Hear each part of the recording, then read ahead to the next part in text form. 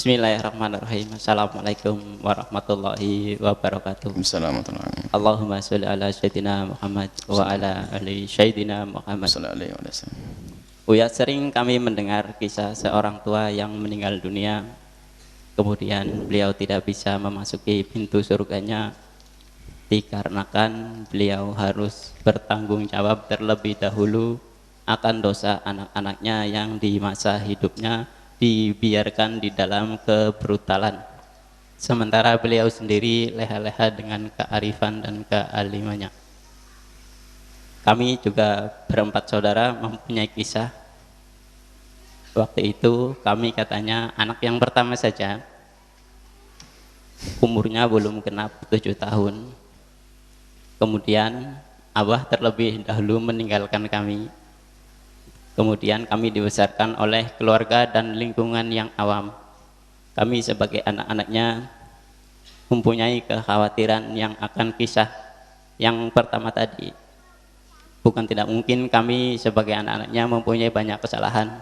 Apakah kesalahan kami juga nanti akan dibebankan kepada orang tua kami? Sementara saat kami ziarah kubur, kami hanya mampu berdoa dengan bahasa yang kami mampu saja. Tidak banyak seperti orang-orang alim lainnya. Itu saja Bu ya, mohon penjelasannya. Assalamualaikum warahmatullahi wabarakatuh. Bismillahirrahmanirrahim. Kullukum ra'in wa kullukum mas'ulun an ra'iyatihi. Nabi jelaskan, semua orang itu akan ditanya akan semua yang di bawah naungannya, di bawah tanggung jawabnya. Seorang suami akan ditanya keadaan anak dan istri-istrinya. Seorang bapak akan ditanya tentang keadaan anak-anaknya. Seorang istri juga akan ditanya keadaan suami. Seorang suami akan ditanya keadaan istri. Semuanya begitu. Khusus bapak. Bapak ini sebagai orang tua, ini punya kewajiban tarbiyah, mendidik. Makanya kalau ada orang tua tidak mengarahkan anaknya kepada pendidikan yang benar, kemudian anak tersebut melakukan banyak kebejatan, kesalahan karena buah daripada salah tarbiyah, salah asuhnya seorang tua, maka orang tua akan menuai semua kejahatan yang dilakukan oleh sang anak. Tapi jika orang tua meninggal masa muda, masanya anaknya masih kecil kok meninggal dunia, itu bisa saja aman, bisa saja tidak. Bisa aman kalau memang dia sudah memilih istri yang baik. Tapi kalau memilih istrinya asal juga, berarti dia telah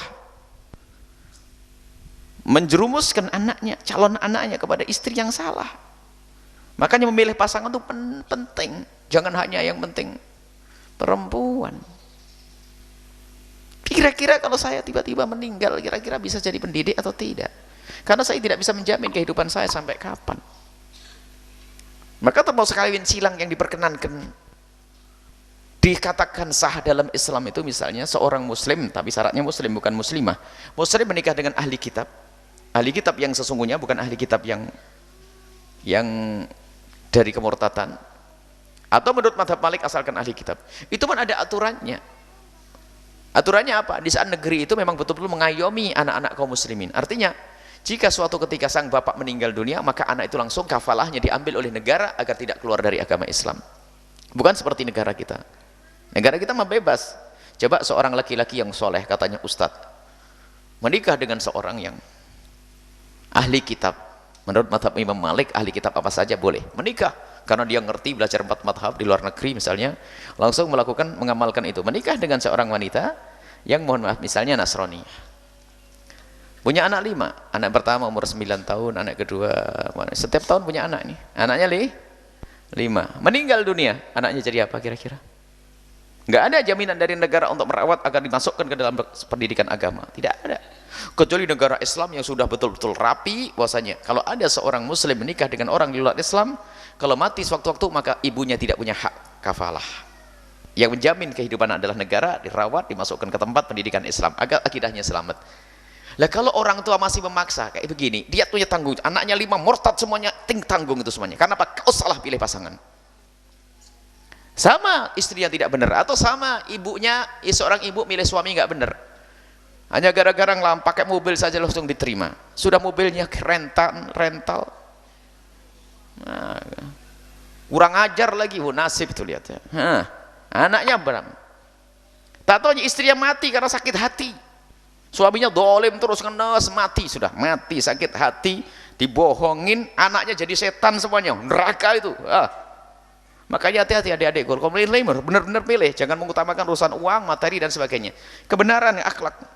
Lah ini kalau seorang tua sudah memilih, seorang laki-laki memilih istri yang baik, istri yang benar, kemudian setelah itu lah kok meninggal, tapi ternyata anak itu meninggal kecil, maka dia terbebas dari beban ini, terbebas dari beban karena sudah meninggal dan anaknya belum gede. Yang menjadi masalah adalah ini loh, yang nyekolahkannya salah, biarpun jago ibadah dan seterusnya, anak akan menuntut karena anak tanggung jawab. Anaknya tidak sholat, kenapa kamu tidak sholat? Bapakku tidak pernah peduli sholat kok, bahkan bapakku sudah membelikan game waktu masih kecil, dilanjutkan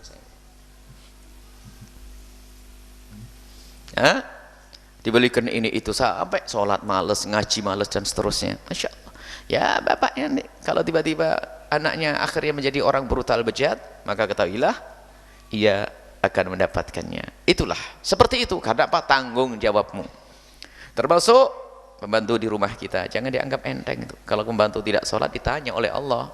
Jangan hanya kita peras tenaganya untuk mencari uang, akan tapi ketahuilah kemaksiatan yang dilakukan pun akan menggerogoti amal kita. Karena kita termasuk dolim, tidak peduli dengan pembantu kita 1, karyawan 2, karyawan 3. Kalau karyawannya 100, habislah amal kita. Padahal umrohnya setiap bulan, karyawannya 10 mana? Terdolimi. Aduh, makanya menjadilah orang kaya ahli surga. Amin. Perhatikan semua karyawan pegawai harus yang rapi, menutup aurat, sholat. Wah, pahalanya nggak bisa dihitung tuh, masya Allah. Ini betul-betul orang kaya hebat nih, dia aja ahli ibadah, masya Allah. Semua karyawannya hebat semuanya, karyawannya jadi ahli surga semuanya, kayak bondo, kayak ini, masya Allah. Nah itu akan ditanya. Jadi ketahuilah bahwa kalau memang anda ditinggal oleh orang tua anda masa kecil anda, dan insya Allah orang tua anda tidak salah pilih ibu, orang tua anda tidak dosa. Adapun saat ini mungkin keawaman anda karena anda hidup lingkungan awam. Sekaranglah saat anda mulai ngerti agama kebenaran, banyak-banyaklah berdoa untuk orang tua. Beliau sudah meninggal dunia, perlu kita doakan agar Allah mengampuninya. Dan setiap ada amal baik, ingat orang tua dan hadiahkan, semoga pahala tersebut nyampe kepada orang tua. Makanya itu adalah termasuk anak soleh yat'ulah, anak soleh yang mendoakan orang tuanya, dan semoga menjadi sebab diampuni oleh Allah Subhanahu wa ta'ala. Itu saja.